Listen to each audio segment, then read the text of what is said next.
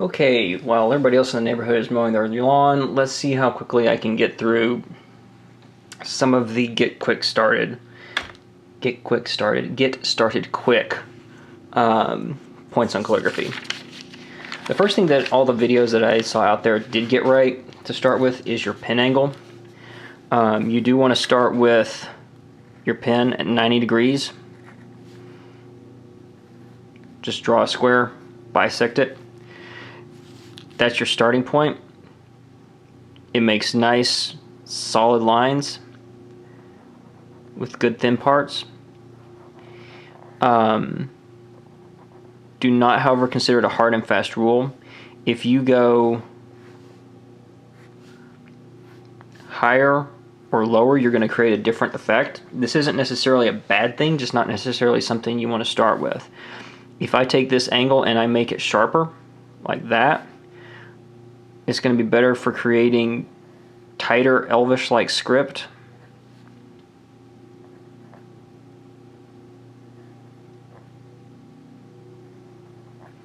And if I'm trying to compress a line to fit, this is one way of doing it. If I go lower, the term fat little hobbitses comes to mind. And you can create, and you're going to end up creating much wider characters.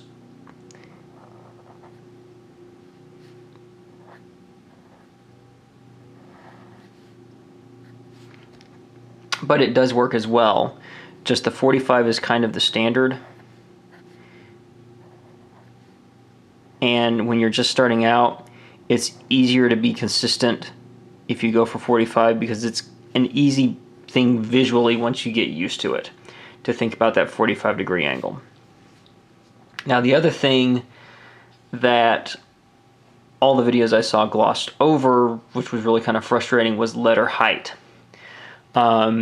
I'm not quite sure how people expected you to know how big to make your characters, because it's kind of key. If I start and try to make the same character, let's say I go 2 notebook paper lines high on an A with a 2.4 millimeter pen, like this one. Then, let's say I turn around and try to go for the same size letter with 6 millimeters. That's not, yeah, it's 6.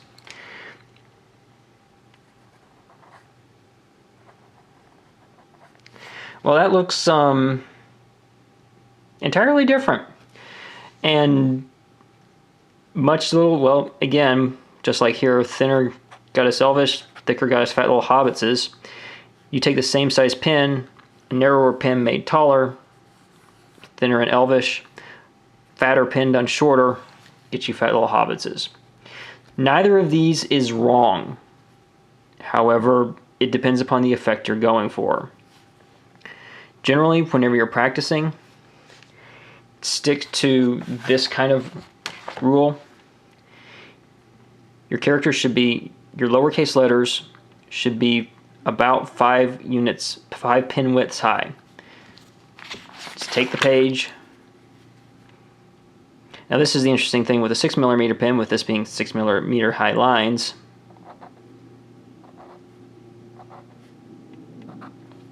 And those 5 strokes are how tall you should be making your lowercase characters. Not including ascenders and descenders, the parts above the letters and below the letters. Ascenders and descenders roughly should be 4 pen strokes. So if I put a line there and then do another 4,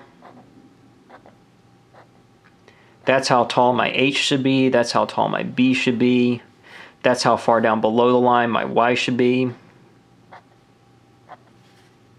I can make a nice stroke there. If I would go all the way down the bottom, that helps too.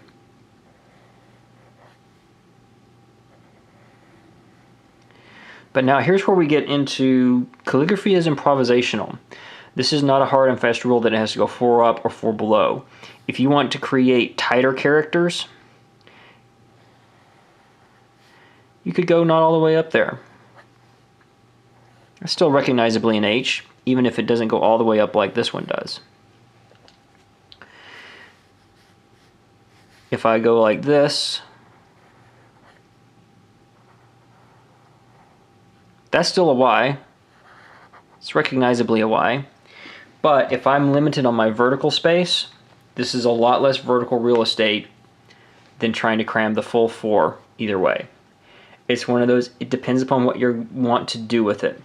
If you're just starting out, certainly try to stick with 5 for your main bodies, 4 above and 4 below, just to try to be consistent and try to get the forms down in your head. Once you have the forms down in your head, then start playing with them. The reason I'm showing you all this on notebook paper is, for me, I always liked using notebook paper as practice paper because I don't have to sit down and draw anything out, and I don't have to shell out for extremely expensive practice pads. Practice pads do exist, some manufacturers make them. I haven't bothered looking for them in years. It's been 15 years since I looked for an actual practice pad because I just gave up 15 years ago and started using notebook paper as my practice pad. This has pluses and minuses. Notebook paper is never really good high quality paper. This Macquarius is not bad. Rhodia makes full-size notebooks which are not bad. The Rhodia is pricey. The Macquarius sometimes has problems, and all notebook paper sometimes has problems with this feathering you see here. That's literally ink bleeding into the fibers. Now the black ink from the Pilot Parallel cartridges that come with them is more prone to bleeding and feathering than, say, Edelstein or even, whoa, this looks like a terrible green at this range, even the Liquitex inks or good old Noodler's inks. So it's one of those, sometimes some inks play better with some papers play better with some inks. Either way, notebook paper is cheap and therefore makes for good practice material. Even if you have to deal with a little bit of feathering, just know that when you switch over to better paper, then that feathering will start going away. Or start refilling your own cartridges like I gave up and did a couple years back, and put whatever the hell ink you want to in them. But that is not something to take on with your first attempts at lettering, because it's messy. The next thing to think about, once you know how tall you need to make your characters, once you remember to do it at about a 45-degree angle, calligraphy looks more difficult than it honestly is. Just like the universe is made of atoms, just like music is made of notes, all other kinds of building block metaphors, calligraphy is made up of a set of basic strokes. All these practice sheets I put together, I'm going to post online so that way you don't have to freeze frame this to start memorizing this. But these are the basic strokes, and this is the method of a guy named Ken Brown. He's got a, I think, total of like 26 episodes that aired on PBS on doing calligraphy. It's worth it to track down because that's the guy I learned from. Not personally, those are the videos I learned calligraphy from. But it's a very useful, straightforward script which gives you a good foundation to start playing with later. Because that's really all you want to do is get the basics down, get it figured out, get your basic letter form straight, get a basic hand, it's called in calligraphy, together, and then start running with it and start playing with it and start goofing off. Did I cover what I wanted to that far? Yes. The last thing to cover, and this, the reason I put arrows on here, this is the easiest way to do these strokes. You could do all of these backwards, and if you're practicing Arabic calligraphy or any calligraphy that goes from right to left instead of left to right, you may find it easier to push the pen across the page. In Western calligraphy, it's much easier to pull. With the way parallel pens, and especially if you use a fountain style pen that uses, this is a regular fountain pen, but if you use this kind of nib, this nib does not like to be pushed across the paper at all. You're eventually going to bend it and wear it out. It really only wants to pull. Of course, I'm using, this one's out of ink. Why am I trying to write with it? If I take this nib here and I do entirely pulling it across the page, I get these nice clean, crisp lines. If I start trying to go backwards, it's much more difficult to get that kind of crispness, and I have to move a lot slower than if I go this way. And you'll notice here, if you try to go vertical, if you're going to hold the pen vertically, which will get you really crisp lines, you can pretty much only pull the current pen across the page like that. Pushing when the pen is this vertical doesn't really work. You get that horrible scratching sound, and it's going to get on your nerves. I'm not going to suggest sitting around all afternoon and practicing your strokes, because that's going to get old, that's going to get boring, and you're not going to have any context. Nothing about this piece of paper here tells me how to put these characters together, these strokes together to make characters. That's what this page is for. And this starts going through the basics of putting together strokes to create letters. And I'm just kind of tracing out with the heel of the pen, because there's not much value at this point whenever I'm already 11 minutes in and me sitting here and showing you each single letter. I would say play around with this. If somebody needs me to show them how to draw a particular character, then say so, and I'll try to put together a video on that. But the main thing to remember is some of these letters open themselves up for more experimentation than others. For example, an L being just pretty much one stroke, you're pretty much kind of limited to doing that. Now I could go like that for a little bit of flair. I could do this and experiment that way, but that, again, we have no context, so seeing this by itself, you're going to have no clue what letter that is. That might be a C, might be a T, could be a Klingon J, we don't know. This brings me to one of the problems when people start experimenting a lot. Calligraphy still has to be read, so whenever you're starting out, don't mess too much with experimentation. Definitely don't mess with experimentation in the bodies of the characters. Mess and experiment with, say I do an H. That's clearly an H. Where I can experiment with is what to do here. Do I do that? Try to make it look like a treble clef? Do I do that? Try to give it a slightly gothic look? Your ascenders and your descenders are where you can start playing around. Even early on, stuff like P and Q, these are good letters to start your experimentation with, because you've got your basic body there, there's your first stroke, there's your second stroke. From here, you know what this character is. Anyone familiar with the English language or familiar with any language that has a Q in it should recognize this as a Q. After that, then you can start playing around.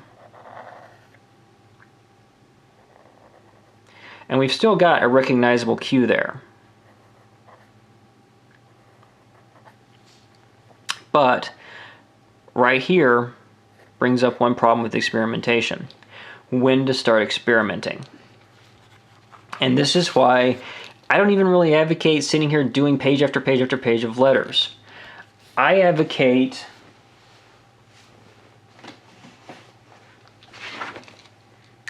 everybody remember the Gashley Crom tinnies?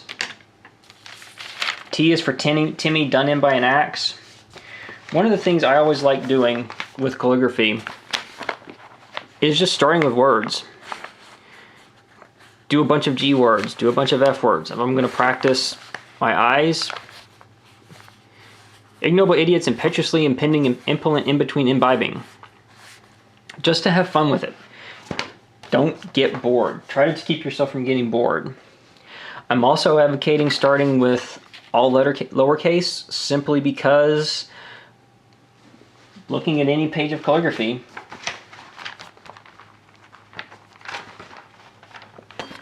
a good half of what you're actually going to write is going to end up in lowercase. So I don't necessarily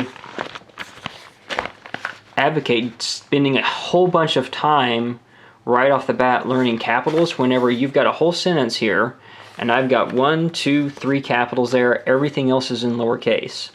Lowercase is a lot more useful. Start practicing that as I throw paper all over the place. Then once you start getting your way through and start getting comfortable with A through Z on lowercase, then move on to start figuring out all the uppercase letters. Uppercase letters are really where you can start a whole lot of experimentation. And part of the reason for that goes back to Old English illustrated manuscripts, whenever your first letter on the page would be this massive 6 times the size of everything else letter, which is incredibly ornate, and then a much more basic, simpler, lowercase-esque uncial hand for the whole rest of the page. But you can start to see, when you look at the breakdown of how uppercase works, where you can really start experimenting. All your uppercase letters have basic strokes. And I'm going to advocate this for both for uppercase and for lowercase. Get your basic strokes in. For example, on H's in particular, H's I think are fun. I might only put in this stroke, this stroke, this stroke, do the rest of my word, then afterwards come back and fill in all these extra little tidbits. The reason for doing that is I can make those strokes match the word. So if I go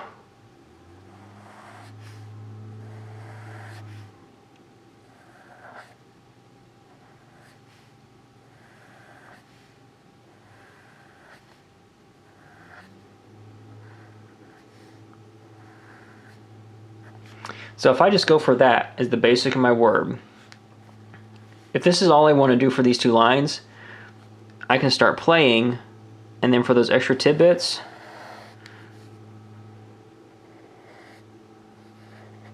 go completely crazy around the rest of my characters. You can do an underline, you can do an underscore across an entire word using just a tail off of an H or an E. It's a really cool effect, but, and again, this is why I say do capitals after you get all the lowercase down. You only need to get in your shell of your uppercase, finish out your lowercase, then get your goofiness in.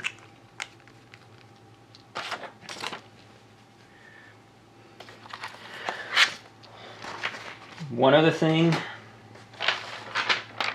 numbers exist.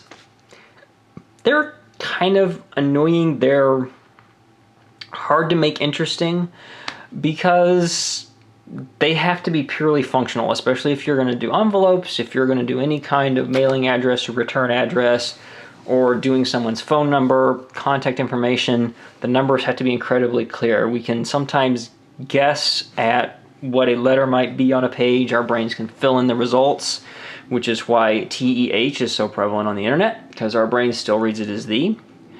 But with numbers, especially if there's an automated system going to be reading them, you have to be very, very careful.